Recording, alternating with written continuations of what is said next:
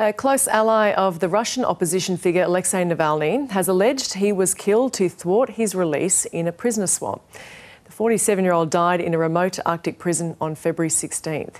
He was the most prominent critic of the President Vladimir Putin and was serving a 19-year sentence for extremism charges, which he always denied. An associate of Mr Navalny says the opposition leader and two unnamed US nationals were about to be swapped for a Russian hitman held in Germany, with talks in their final stages. Alexei Navalny could have been sitting here now today. It's not a figure of speech. It could and should have happened. Navalny was supposed to be free in the coming days because we achieved a decision on his exchange. The Russian hitman Vadim Krasikov is serving a life sentence in Germany for the killing of a 40-year-old Chechen-Georgian dissident in Berlin in 2019.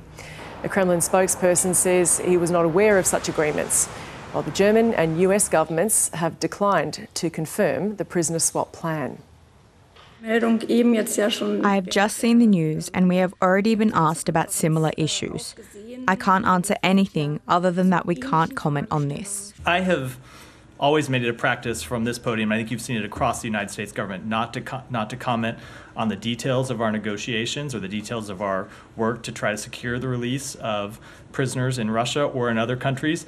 All I will say about this matter is that we have long called for the release of Alexei Navalny, and that was our position. Mr Navalny had been in prison for more than 3 years. He was jailed when he returned to Moscow in January 2021 after recovering from a nerve agent poisoning in Germany, an attack he blamed on the Kremlin. The opposition leader's team says his death certificate reveals Mr Navalny died of natural causes, something that has been backed up by Ukraine's spy chief. I will probably disappoint you, but what we know is that he indeed died from a blood clot, and it is more or less confirmed information. In Russia, where President Putin has clamped down on media freedom, news outlets have largely ignored the death of Alexei Navalny.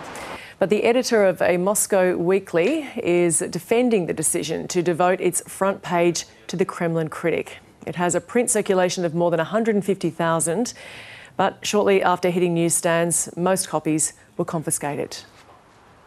We are doing normal journalistic work. We are doing a normal newspaper. There is a newsworthy occurrence.